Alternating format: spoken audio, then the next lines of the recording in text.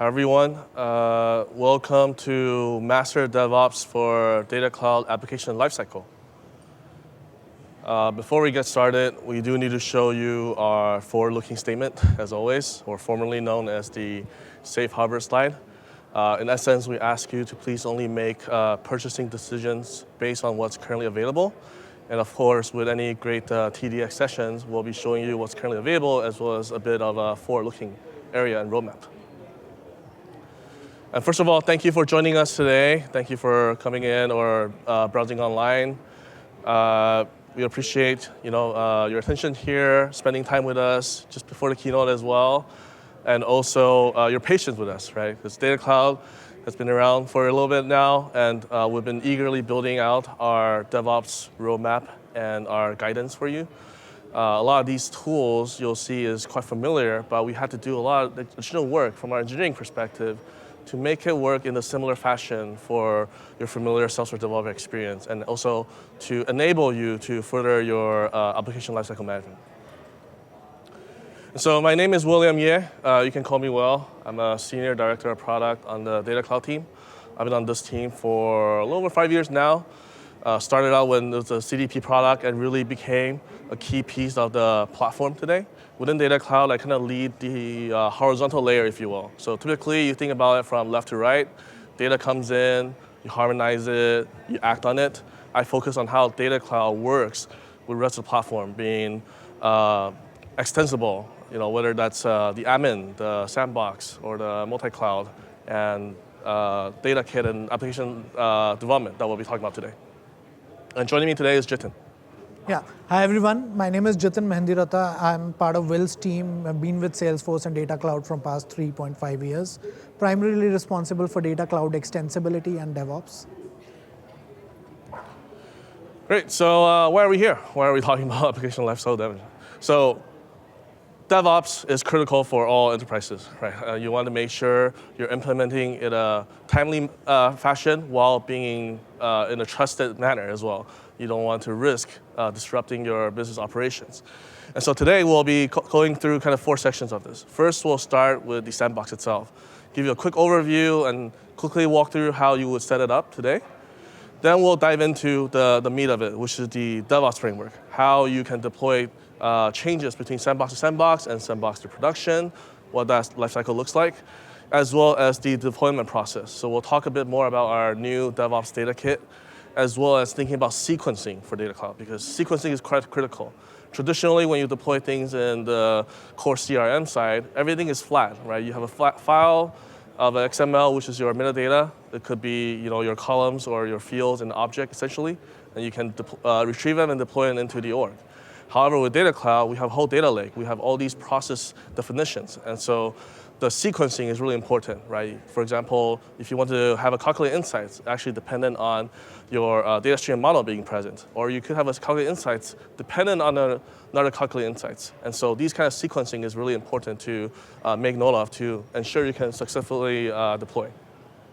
And of course, no TDX section will be great without a demo. So Jitin will be walking you through a demo of deploying changes with CLI. So before we start, I just want to kind of set a stage first to talk about Data Cloud, just to give you some background as we dive into the sandbox world. And so today, people and AI both rely on relevant and trusted data, right? Data is your foundation. It started from your structured data, from your transactional data into your event data, and now you have structured and unstructured data. All of these things are critical to power your businesses and enterprise, right? So as you can see this diagram that we shared, I think previously at Dreamforce as well, data is becoming more and more critical as we move towards the agent world, right? You start from predictive AI, which is mostly structured data to have your predictions. You move into generative, which is a lot of your unstructured data, but again, that's not enough to run a business. And then you get into your assistive and autonomous agent, where you need a full view of your data to be able to operate. And so this area is rapidly evolving, right? ChatGPT really only came out many months ago, not even in the years unit. And look at how fast we're kind of changing all this landscape already. And so this is where the challenge is for enterprise to adopt these AI technology, because you lack the kind of holistic view of your data, right? 71% of companies have applications that are disconnected.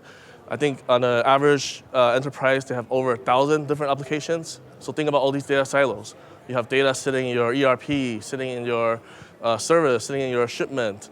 All these data means it's hard for you to act on it, to run your business on it, to know your customer, where someone logging a case is actually the same person who bought it, and also lacking that data to power your AI. And so this is the fan diagram that I'm sure many of you have seen. This is how Salesforce think about our layering. Data Cloud is at the heart of it. It powers your data needs, both ingested data as well as your zero-copy data. And it powers our suite of clouds, right? Your sales services can all leverage Data Cloud to provide this 360 view of your customers. And also, it is our critical foundation to power your AI needs.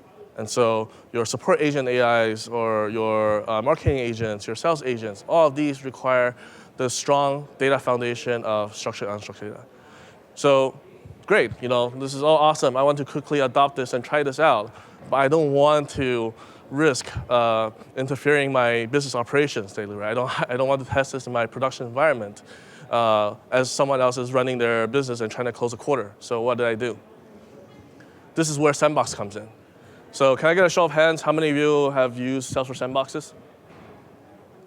Great, I think we're like 80%. So makes it easier. I'll be lighter on this part, but Salesforce Sandbox has been around for many years now, I think a decade now. In my mind, it's a great enterprise foundation or standard in terms of testing and development. It's really easy to use. Clicks, not code, go into your production environment with a few clicks. You can create a new sandbox environment, which is totally isolated, independent org, with metadata replicated from your production, as well as zero to most of your data. And so this is really easy to use, and it has been a critical piece for most of our large enterprise customers to be able to train, test, and develop with Salesforce. And currently, there's 4 different sandbox types today. There's the Dev, Dev Pro, partial copy, full copy. The first 2 doesn't really come with any data. The latter 2 has some or most of your data replicated from your production. And the reason I want to set this first is because now we'll talk about Data Cloud Sandbox. And so the product is Data Cloud Sandbox, but often when I talk to the developers and admins, I want to clarify it is Data Cloud in Sandbox. And the reason I say that is because we're not introducing a new type of sandbox per se, right? We're not introducing a net new type alongside the 4 we have. It's about Data Cloud being fully functional, usable within the same sandboxes that's available today.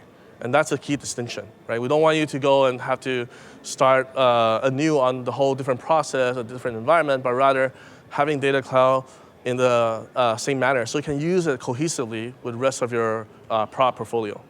And so with Data Cloud and Sandbox, you get a fully functional, powered Data Cloud Sandbox. Each independent sandbox orgs, since they're independent, you also get an independent Data Cloud data lake alongside with it. So this is the same one-on-one model that you would get between your production org having its own data lake and then your sandbox having its own. So they're not crossing path at all. So you can use it with the peace of mind that you won't be affecting any business operations. You can implement a lot faster now, right? Because again, given that you can have these in different development environments, you can choose how much data you want to bring. So if you're only building a flow or some automation, maybe you only need a few rows of data to test, versus if you want to have a UAT-like environment to have full fidelity, then obviously you want to get as much data as you can. And of course, we want to align with the Salesforce DX, right? The change deployment experience. So the change set is supported. We're also supporting DevOps Center CLI because we're powering the same metadata API. And by that means, third-party partner tools can also utilize the same API to support you on the change deployment needs. So given today's focus is on DevOps, I'll quickly walk through, just on a high level, how you can get DC provision in sandboxes. And we'll focus the demo on the DevOps side, which is something I think is more exciting for you all to see. And so just to quickly walk through this is how you will get a Data Cloud in Sandbox today. First, you want to make sure you have Data Cloud in your production environment. And of course, having the Data Cloud Sandbox SKU on it. Next, you will go and create a new sandbox or refresh your sandbox or potentially license match your sandbox if it meets a certain criteria. And we'll have help documentation to kind of walk you through step by step on how to do that. Once you have a sandbox ready with Data Cloud in there, you will go into the Data Cloud setup and click Get Started. That is the step to actually provision a Data Cloud data lake matching to that sandbox org. So until then, you have the metadata, but the lake is not up yet, so you're not using any consumption. Once the lake is up, we make sure that your core metadata and your lake is matching, so all of your replicated configurations from your connection to your streams, to your model, to your CI and IR, they're all available for you to use. But there's one key call here, which is our third step, hydration. So you do need to rehydrate the Data Cloud side. You can do this with a few things. So we replicate your connectors, but we don't actually copy your authentication, because that's not a good thing to replicate between environments. We'll give you the option to re-authenticate the connectors you need. So let's say I only need a few connections for my CRM. I can just re-authenticate that connection, and the data stream related to the connection will come active and start ingesting data. You can also create new streams too. So again, in my example of I just need a few hundred rows, or I have test data just for sandbox purposes, I can also create new streams to bring those data in for testing purposes. And so that is the final step to make sure once the data start flowing in, then all your process, your calculated insights, your IR can start running, and you can start building and testing and developing with Data Cloud. And with that, I'll pass it over to Jitin to talk about deploying Data Cloud configurations between the environments. Thanks, Will. So I'll be talking about how you can move Data Cloud metadata components and process definitions from a sandbox org to either another sandbox org or to a production org. So when it comes to Data Cloud metadata, the first thing that you should do is to create a DevOps data kit. Now, data kit as a concept is not something which is very new to Data Cloud. We've had standard data kits in Data Cloud from long, which have been used for the purpose of creating packages, managed, unmanaged packages. But only for the purpose of DevOps, we have a special type of a data kit, which is DevOps data kit, which is specific to a particular data space. So what that means is like all your configurations, metadata, and process definitions that belong to a particular data space in a sandbox org, you can create a DevOps data kit only for that data space and move it into the same data space in your target sandbox org or a production org. And then data kit is accessible via metadata API. So we use the metadata API, CLI, to move the data kit from one org to another org. And we know that Data Cloud's metadata is more than just metadata. We have process definitions like all the things like data streams, calculated insights, segments, transforms. Everything is a process definition where there would be multiple metadata entities behind the scenes which you may or may not be aware of. So that's where like DevOps data kit becomes very useful. And then all the tools that we have had in the platform from long, starting from ChainSet, CLI, DevOps Center, and any third-party tool which is built on the top of a metadata API can be used to move the DevOps data kit from your sandbox org to your target sandbox or a production org. Yeah, our goal is to align with the standard Salesforce DX that you're familiar with regards to the API and tooling. But of course, the concept here is having the data kit itself. All we want you to take away is the traditional data kit is really for ISVs. That's why it's on the default data space for multi-org deployment, on the app exchange or solution reusability, versus the DevOps data kit is really for you to use org-to-org deployment. And so that's why you can retain your context of which data space is coming from and make sure that what you see is what you get with regards to deployment. So one important thing that I want to talk about is we now have a capability to download the package.xml for all the data kit related metadata entities from the data kit UI.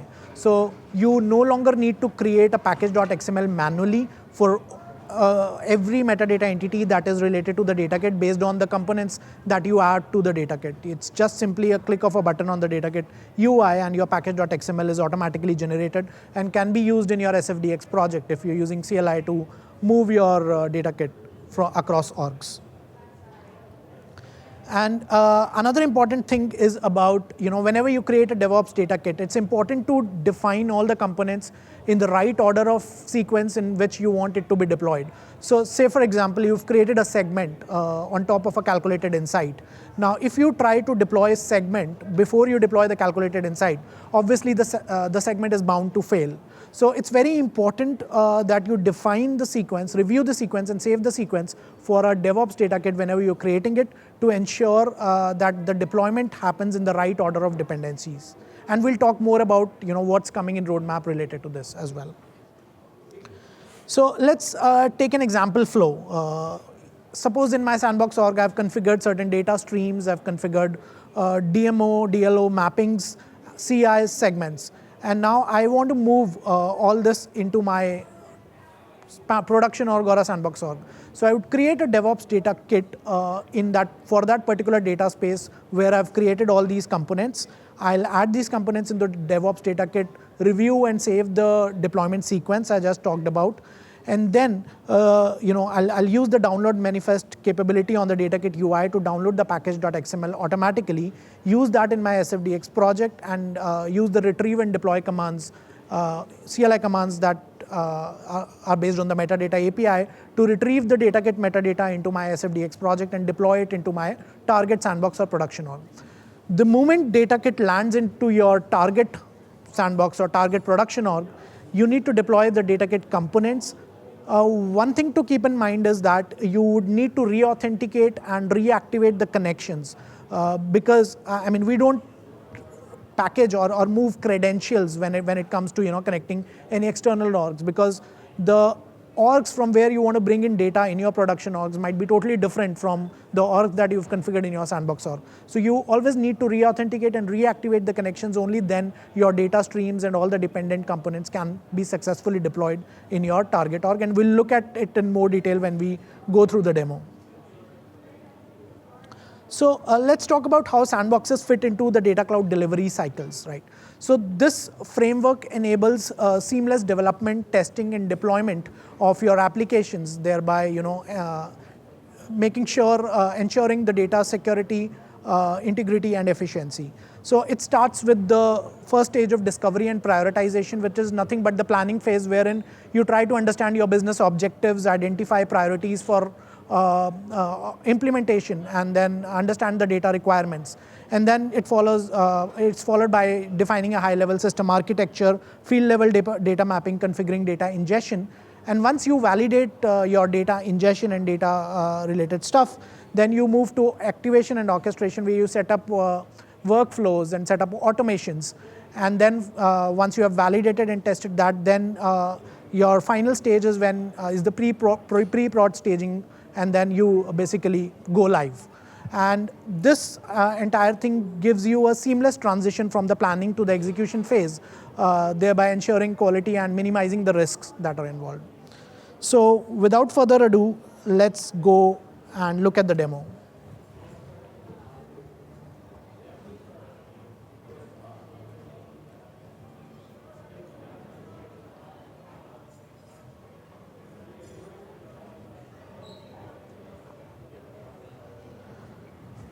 Okay, so this is my production org where I've created two sandboxes. One is sandbox TDX1, as you can see, and the other one is sandbox TDX2. So I do want to configure data cloud and configurations in my source sandbox org, which is sandbox TDX1, and move it to sandbox TDX2. So this is my sandbox TDX1, where, as you can see, there's a list of data spaces.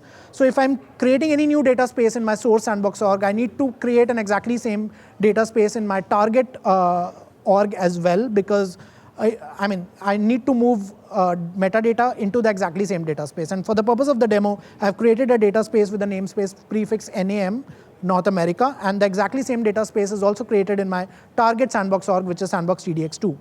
Now, in my source sandbox org, I've created a CRM connection, TDX CRM org, which is an active connection. And then I've also created an S3 connection. It's an active connection with the right credentials. And I've configured two data streams, one for reading the account data from a CRM org. The other one also reads the account data, but from an CSV file from an S3 bucket. And then I have created a custom output DLO, as you can see, account TDX output DLO. And then the other two stream-based DLOs are coming because of the data streams that I created. They are automatically created. And then the way I've configured the batch transform in my source org is that it reads the data from the CRM org as well as from the CSV file, joins the data and writes that to the output custom DLO that I created. I've also created a custom data model object and have mapped fields from the output DLO to the custom data model object that I've created. And these are the mappings as you see on the screen, and the DMO is created in the North America data space that I'd created. And I've also created a segment which is built on the custom DMO, TDX account custom DMO. And these were all the data cloud components and metadata that I created. On top of that, I've also created a report which is built on top of the individual object in North America data space. This is a very basic report, as well as I've created a very simple flow, which is a data cloud triggered flow created on the individual object in North America data space. So as you can see, like flow and report are platform features, but they have a dependency on the data cloud components. And we'll look at how we migrate all of these things, how we move the data cloud metadata, process definitions, along with the platform features and configurations to the target org. So after I've configured everything, we need to create a DevOps data kit in my source org. As you can see, the data kit type is DevOps. In the data space North America, I've created a data kit with the name TDX Dev Data Kit and added everything that I had configured into this data kit, starting from the account CRM data stream, the S3 data stream, the output data lake object, the batch transform, the DMO, as well as the segment. And the S3 connection template also gets added when I add the S3 data stream into the data kit. Although the credentials are not packaged, it's only the template.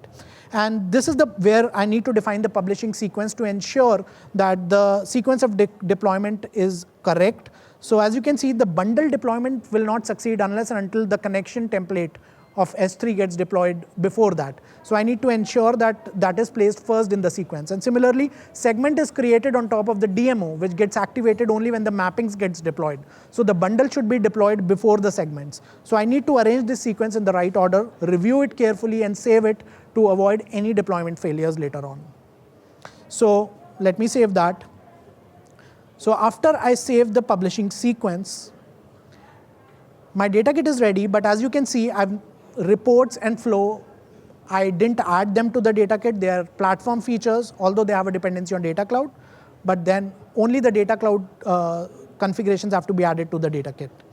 So you see the download manifest button on the top right corner of the data kit page, right? So I clicked on the download manifest, and it automatically generates the package.xml based on the components that I've added to the data kit. And as you can see, this is how the package.xml looks like for this particular data kit. And I can use this package.xml directly into my SFDX project. I don't have to go manually create a package.xml and worry about adding each and every metadata entity for that data kit into my package.xml. So this is my Visual Studio Code where I've created a project with manifest, and I've created a project with standard template. The project name is TDX DevOps Demo. And this is the package.xml that I just downloaded from the data kit page, which I've used in my project.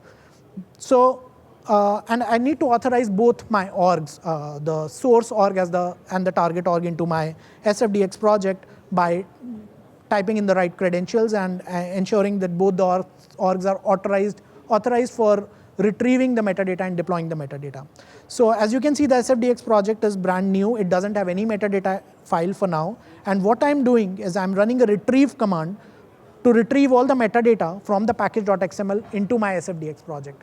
So the package.xml was downloaded for that particular data kit. So in a way, what I'm doing is I'm just retrieving the entire data kit into my SFDX project from the source org.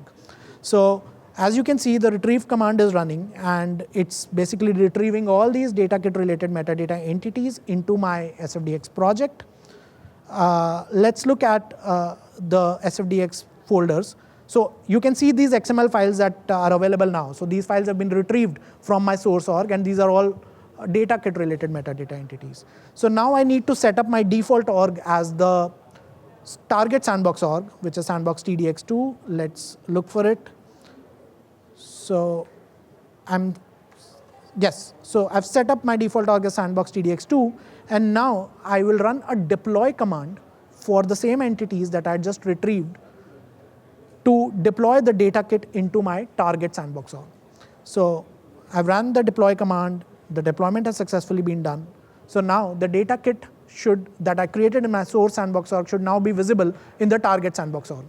So let's log into the target sandbox org, which is sandbox TDX2, and see if the data kit is available there or not. So this is the target sandbox org. As you can see, the name of the sandbox is Sandbox TDX2. Let's go to Data Cloud Setup, Developer Tools, and the data kit page to see if the data kit is available in this org, ready to be deployed. So as we can see, the data kit is successfully moved to the target org with exactly the same set of components that we had added to the data kit in the source sandbox org. And we need to click on the data kit deploy button to trigger the deployment in the same publishing sequence that we had defined. As you can see, the deployment of account bundle, that was the first thing, has failed. Why? Because the connection is deployed, but it is an inactive state. So I need to reactivate or re-authenticate this connection and then resume the data kit deployment for the dependent components like account streams to be deployed successfully. So I need to re-authenticate these connections again, and then go to the data kit page again, resume the deployment of the data kit by clicking on the deploy data kit button again. So at any point in time, you can go to the deployment history to track the status of deployment. I need to repeat the same for the S3 connection as well, and then all the subsequent components deployment would follow. As you can see, the deployment of the data kit is successful, and this is my target sandbox org, and now I have both the data streams available in my target sandbox org, along with the output DLO that I had created. The bash transform is also available, and let's look at how the bash transform looks like. It's exactly the same transform which I had created in my source org. I didn't have to create it manually in my target org. And then if I look at the data model object, TDX account custom, that's also available along with the mappings, as well as the segment which I had created in my source org. So all the data cloud metadata process definitions are now available in my target org.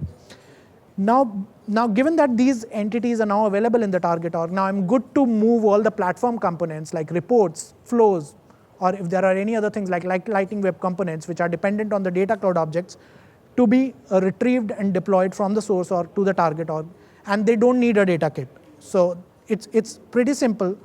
So for reports and flows and for other platform components, you just need to run a retrieve command from your source org. Either you can run a retrieve command, or if you have like the Salesforce extension package installed, then you can just right-click and run the retrieve, select the retrieve and deploy from the list of actions that you see.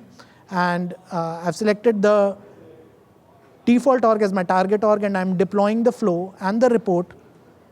As you can see, I'm deploying the report along with the folder, because the folder was also created by me as a brand new folder. So I'm deploying the report along with the folder into my target org, and it is deploying both the flow and report. So once the deploy process is complete, I should be able to see both the report as well as the flow into my target sandbox org. Let's see. So as you can see, the report is available in my target sandbox org. It was created on an individual object in the North America data space. It's available, it's successfully deployed, as well as the flow is successfully deployed. So this is the flow that I had created in my source sandbox org and is now available in my target sandbox org. So that's how basically you move components and metadata process definitions for data cloud and platform from your source sandbox org to a target sandbox org or a target production org. Alternatively, you can also use chain sets. So in your source org, you can create an outbound chain set and add data package kit definition into the chain set. So as you can see, I am adding the data kit that I had created into the chain set.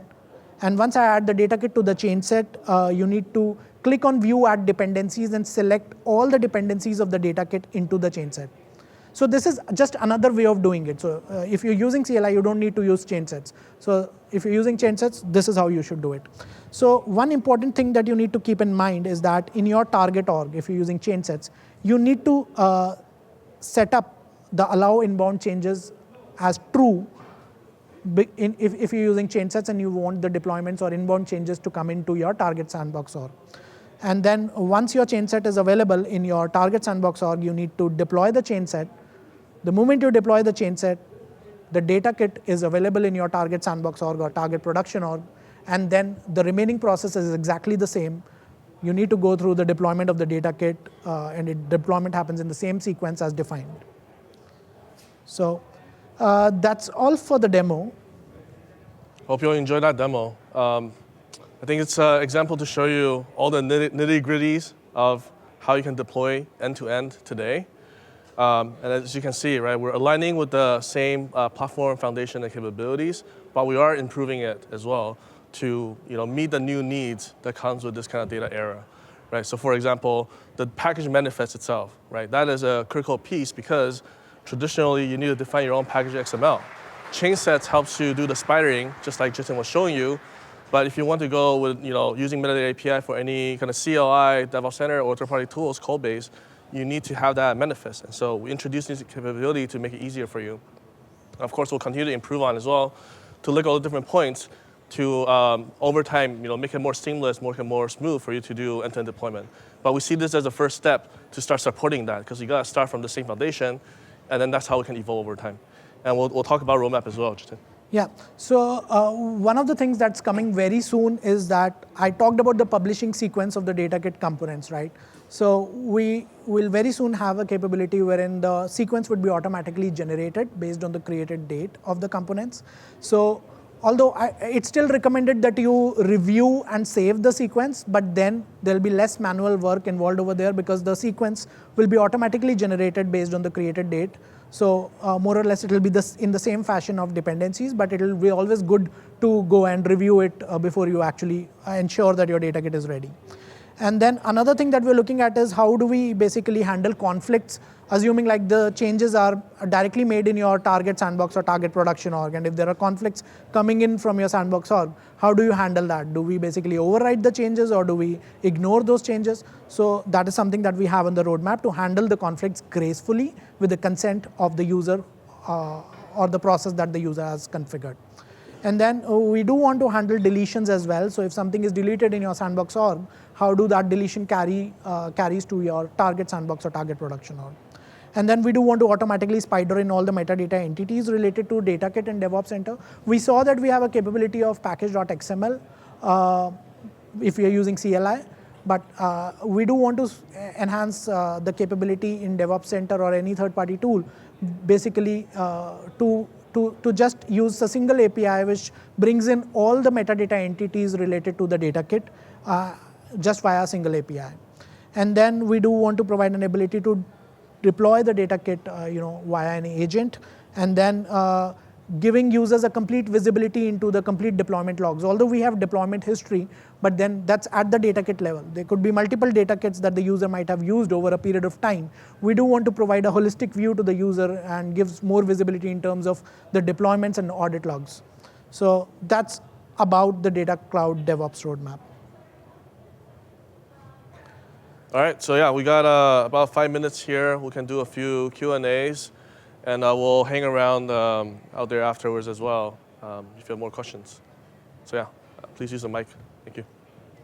Hey, so I just checked into my Data Cloud org and I cannot see the download package.xml button. So is that not out yet?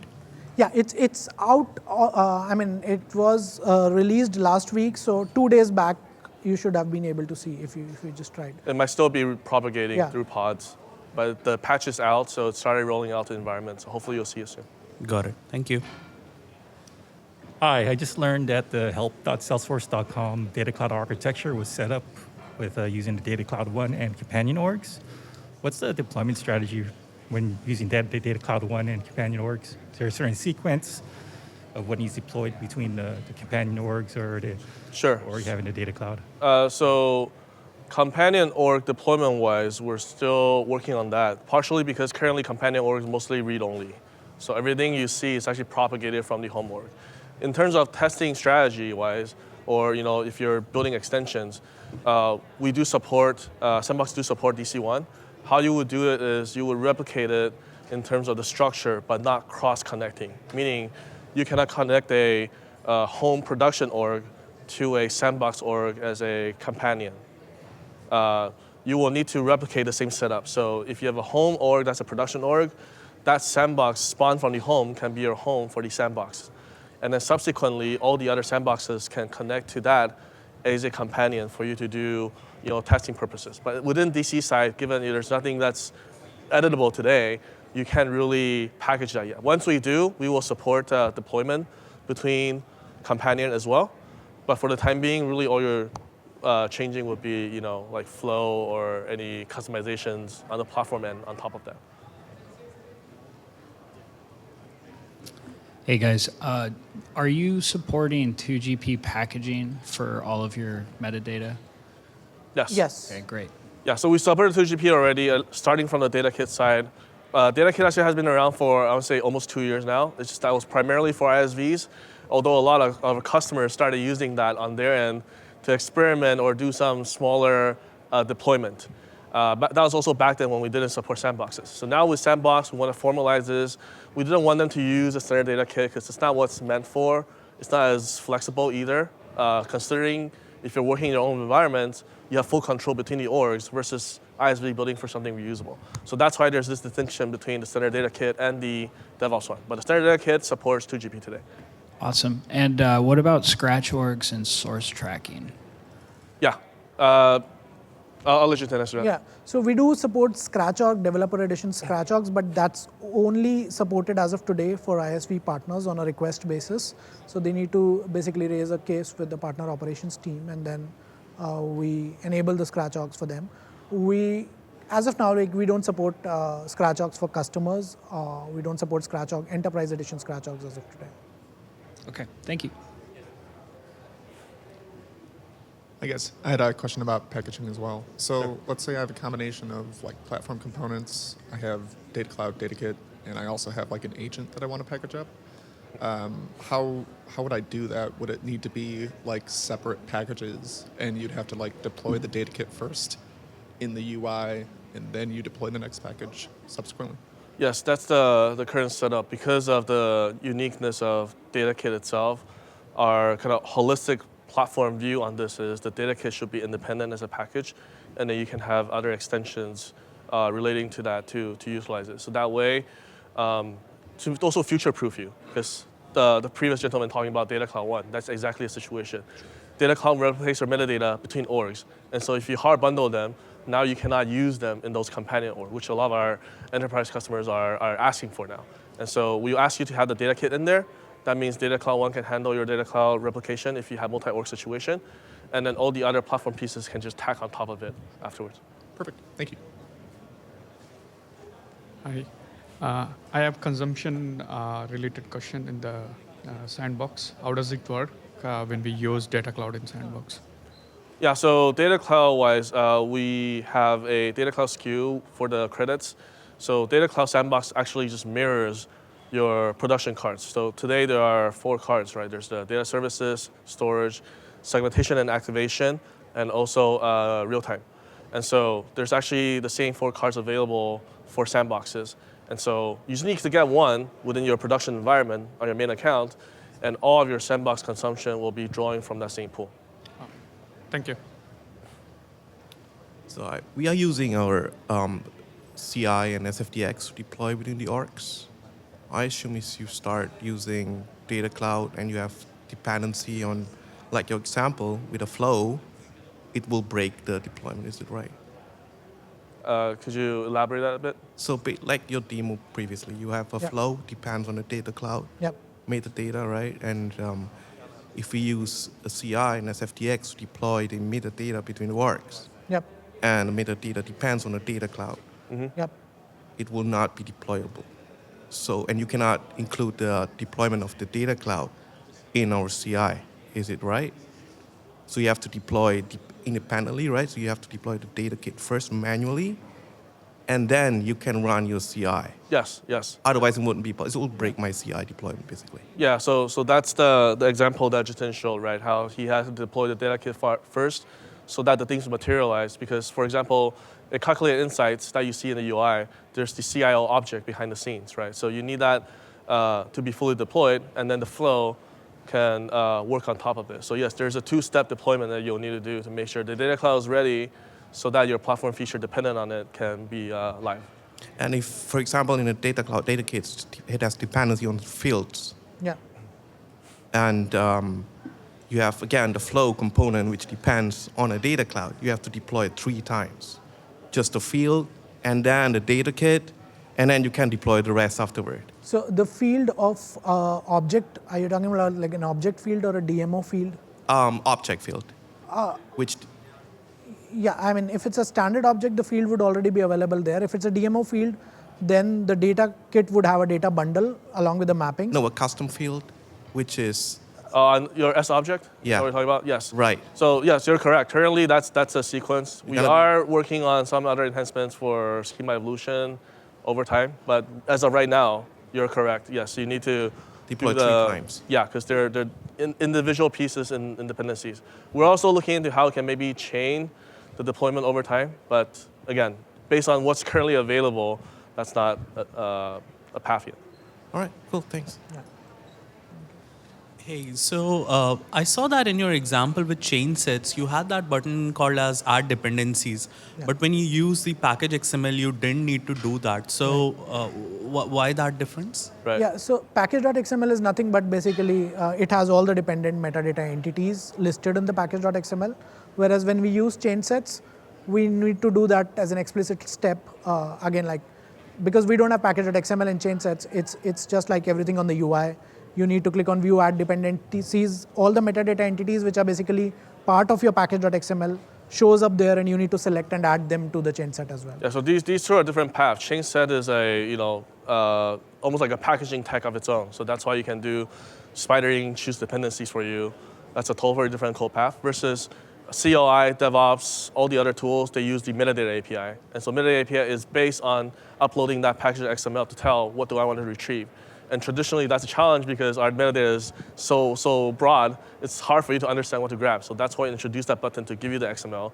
But essentially, that's the same thing in terms of looking up at all the dependencies that you need in that package to retrieve them. Got it. And another sort of related question that is there a way that I can create data kit from the Salesforce CLI as well?